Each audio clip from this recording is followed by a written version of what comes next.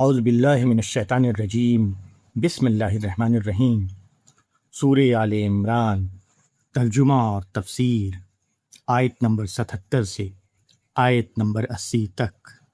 ان آیات میں اللہ تبارک و تعالیٰ نے اللہ کے عہد کو بیچنے والوں کی مذمت اور انبیاء کی سچی تعلیمات کا بیان کیا ہے۔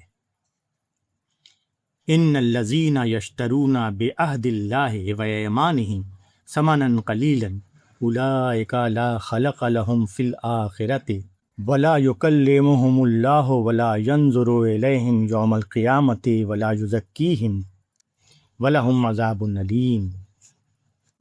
وَإِنَّ مِنْهُمْ لَفَرِيقًا يَلْوُونَ أَلْسِنَتَهُمْ بِالْكِتَابِ لِتَحْسَبُوهُ مِنَ الْكِتَابِ وَمَا هُوَ مِنَ الْكِتَابِ وَيَقُولُونَ هُوَ مِنْ عِنْدِ اللَّهِ وَمَا هُوَ مِنْ عِنْدِ اللَّهِ وَيَقُولُونَ عَلَى اللَّهِ الْكَذِبَ وَهُمْ يَعْلَمُونَ۔ مَا كَانَ لِبَشَرٍ أَنْ يُؤْتِيَهُ اللَّهُ الْكِتَابَ وَالْحُكْمَ وَالنُّبُوَّةَ ثُمَّ يَقُولَ لِلنَّاسِ كُونُوا عِبَادًا لِّي مِن دُونِ اللَّهِ وَلَٰكِن كُونُوا رَبَّانِيِّينَ بِمَا كُنتُمْ تُعَلِّمُونَ الْكِتَابَ وَبِمَا كُنتُمْ تَدْرُسُونَ وَلَا يَأْمُرُكُمْ أَن تَتَّخِذُوا الْمَلَائِكَةَ وَالنَّبِيِّينَ أَرْبَابًا أَيَأْمُرُكُمْ بِالْكُفْرِ بَعْدَ إِذْ أَنْتُمْ مُسْلِمُونَ۔ سورہ آل عمران کے ان آیتوں کا ترجمہ ہے: جو لوگ اللہ کے عہد اور اپنی قسموں کو تھوڑی قیمت پر بیچتے ہیں، ان کے لیے آخرت میں کوئی حصہ نہیں۔ اللہ نہ ان سے بات کرے گا، نہ ان کی طرف دیکھے گا قیامت کے دن، اور نہ ان کو پاک کرے گا، اور ان کے لیے دردناک عذاب ہے۔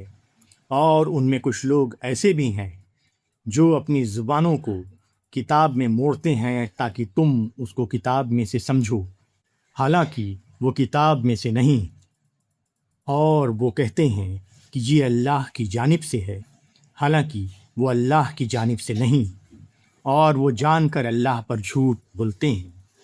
کسی انسان کا یہ کام نہیں کہ اللہ اس کو کتاب اور حکمت اور نبوت دے اور وہ لوگوں سے یہ کہے کہ تم اللہ کو چھوڑ کر میرے بندے بن جاؤ، بلکہ وہ تو کہے گا کہ تم اللہ والے بنو، اس واسطے کہ تم دوسروں کو کتاب کی تعلیم دیتے ہو اور خود بھی اس کو پڑھتے ہو، اور نہ وہ تمہیں یہ حکم دے گا کہ تم فرشتوں اور پیغمبروں کو رب بناؤ۔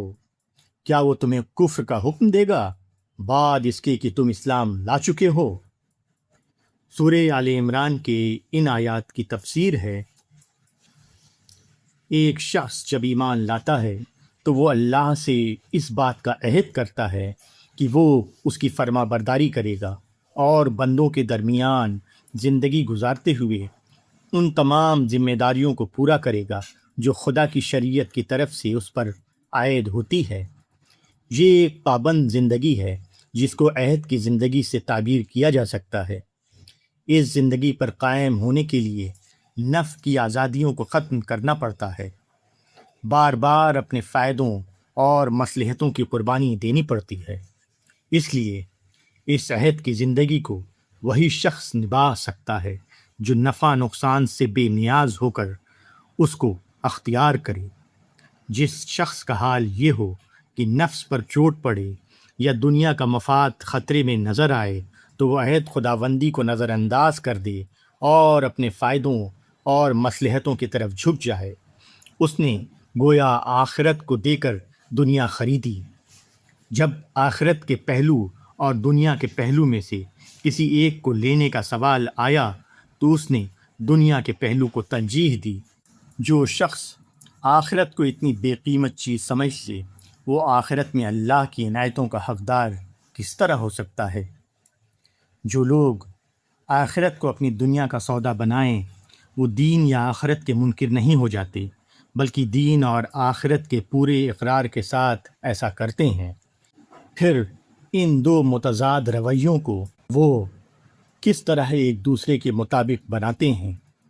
اس کا ذریعہ تحریف ہے، یعنی آسمانی تعلیمات کو خود ساختہ معنی پہنانا۔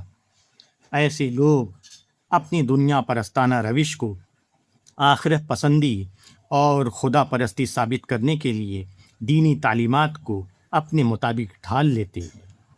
کبھی خدا کے الفاظ کو بدل کر اور کبھی خدا کے الفاظ کو اپنی مفید طلب تشریح دے کر وہ اپنے آپ کو بدلنے کے بجائے کتاب الہی کو بدل دیتے ہیں، تاکہ جو چیز کتاب الہی میں نہیں ہے اس کو عین کتاب الہی کی چیز بنا دیں، اپنی بے خدا زندگی کو باخدا زندگی ثابت کر دکھائیں۔ اللہ کے نزدیک یہ بدترین جرم ہے کہ آدمی اللہ کی طرف ایسی بات منسوب کرے جو اللہ نے نہ کہی ہو۔ کسی تعلیم کی صداقت کی سادہ اور یقینی پہچان یہ ہے کہ وہ اللہ کے بندوں کو اللہ سے ملائے، لوگوں کے خوف اور محبت کے جذبات کو بیدار کرے، اس کو اللہ کی طرف موڑ دے۔